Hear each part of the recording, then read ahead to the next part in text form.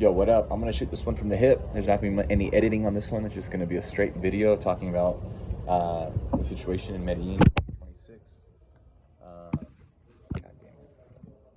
So, first of all, I want to say is Medellin's still an amazing place, amazing people. Culture is amazing, but the biggest issue is that I feel like the Medellin dream of you trying to come here and geo arbitrage, spend less money and still have an amazing lifestyle. I mean, that's basically changed. Those days are over.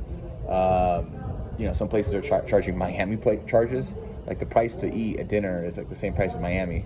And if I'm gonna pay that price, you're gonna be expecting like, hey, I'm expecting to be in a situation that's gonna offer all the amenities that a fully developed, first world country offers.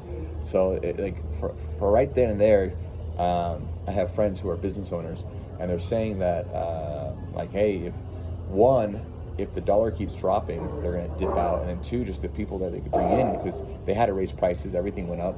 But by raising the prices, you're going to lose customers because not everyone could afford that. And then also the type of people that are coming to visit Medellin, a little bit different. Maybe you got like the budget people who are looking to spend as little as possible. Another YouTuber spoke about it. Spirit Airlines stopped its routes here, so you're getting less people that are just looking for some friendly prices to make their dollar stretch. I already have some things in place. Right now I'm staying in Poblado because I'm bouncing back from surgery. I need a place where I can get nurses, I can get physical therapy all in one building, and that price is pretty low compared to the United States, which would probably be like 20-30 grand for a place to stay like this. But sorry about this video, guys. But once I could get walking again, kind of get independence, what I'm gonna do is I'm probably gonna either check out other cities in rather than rather than stay in Medellin, because either I'm gonna move to a different part of the city and I'm gonna look for short-term rentals outside of Airbnb. Because Airbnb, you can find a spot in Airbnb. It's $1,100, $1,200, $1,500, which is good, but Airbnb takes a cut. It's probably managed by someone too, so they're taking another 20% from the landlord. And a lot of landlords too are saying the same thing. Like they're like, hey, vacancies are up. There's less people coming. Does that mean Medellin's over? Is Medellin going to be like a Tulum?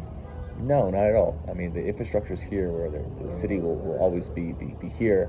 But I think this like Wild West boom of massive growth, and Airbnb just popping up, and you're able to charge American prices because you're getting a lot of Western tourists ready to pay dollars. Is that over? For now, it is. Yeah, I would say for now it's over. Is it going to come back? I don't think so. I think the players that set themselves up to create this really, unique experience are going to really thrive, and other normal Airbnb owners are just going to probably be struggling.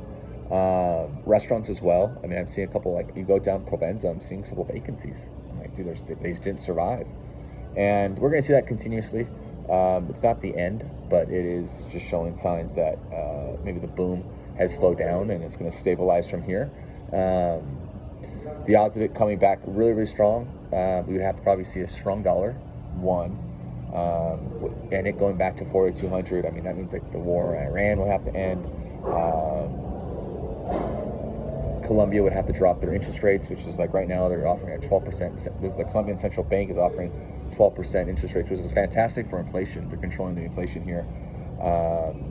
But there's a lot of things that are going to have to happen to see that again. So,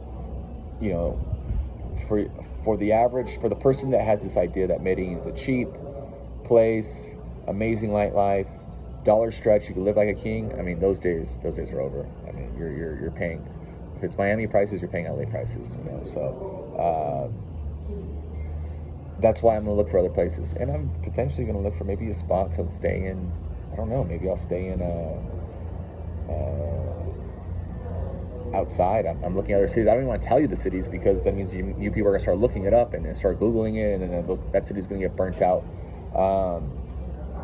I can't keep running away forever, but at the same time, like I do want some stability. I want to make sure I don't want to move into a place and then like 3 or 4 years later it gets blown up.